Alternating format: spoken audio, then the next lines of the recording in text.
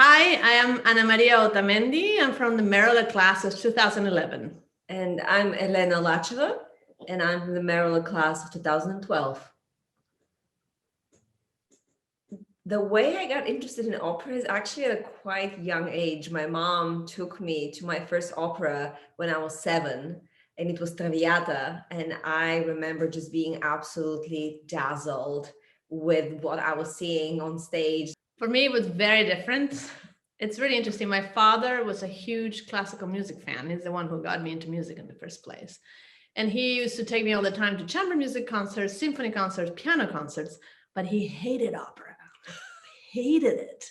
And I was never really sure why. So I never went to an opera while I was in Venezuela. And then I moved to the States when I was 21. And funnily enough, my first opera was also Traviata.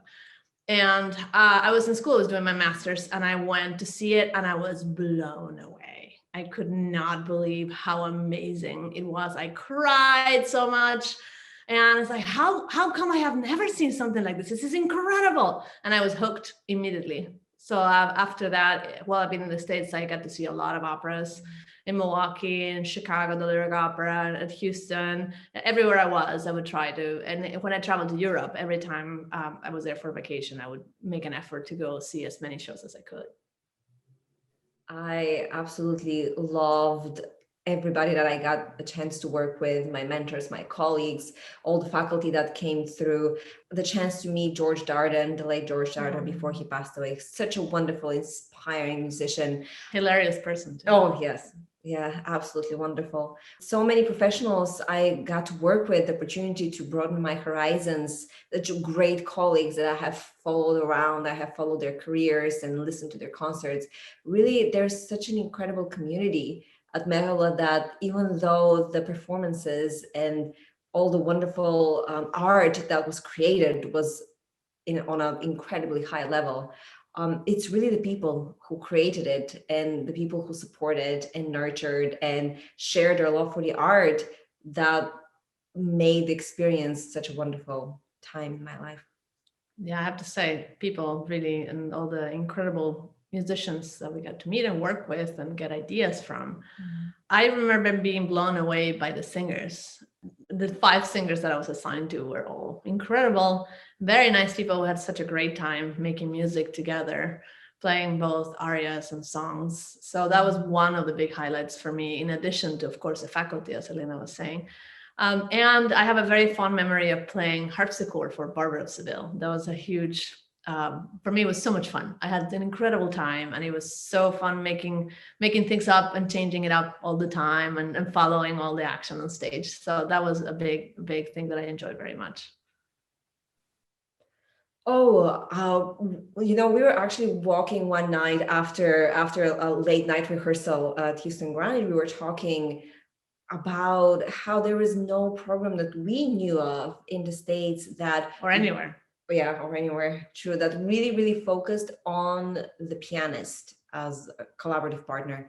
Of course, there's a lot of wonderful programs like Merola, Aspen, Tanglewood, who do have piano programs, and they have collaborative piano programs. And there, the pianist is more part of the texture of the festival. And through experience and through being there with their colleagues, they're learning kind of the ropes of the business.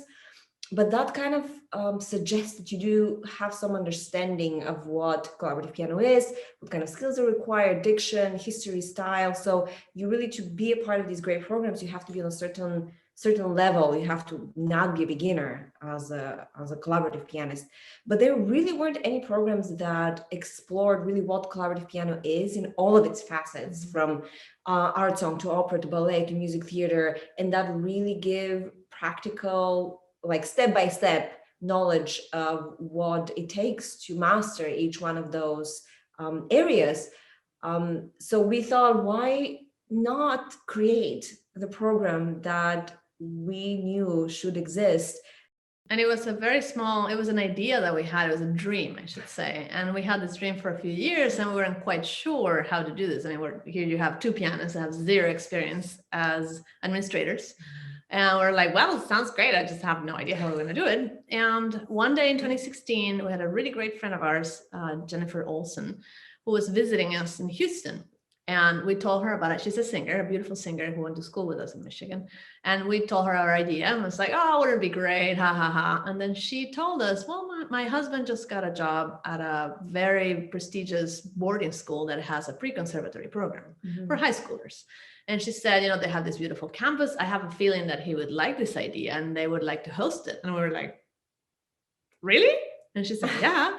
So we talked to him and indeed he liked the idea and said, let's do it. And that was August 2016.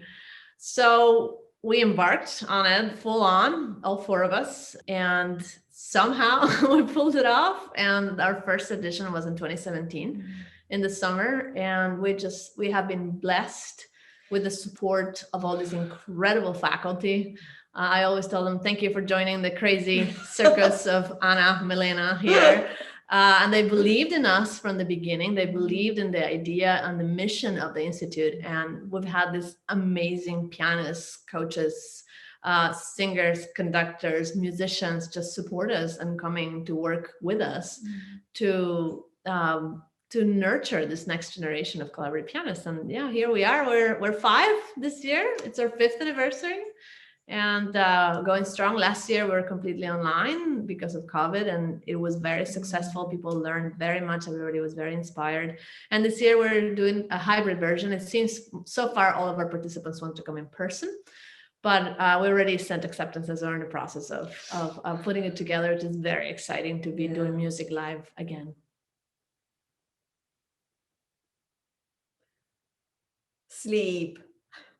Like a good night's sleep, really, it makes the biggest difference in my day. Yep, that and food. I like to eat well, so I cannot skip meals. I get very hangry when I don't eat. So I need to eat a proper lunch and a proper dinner and a proper breakfast. So that's really important for me.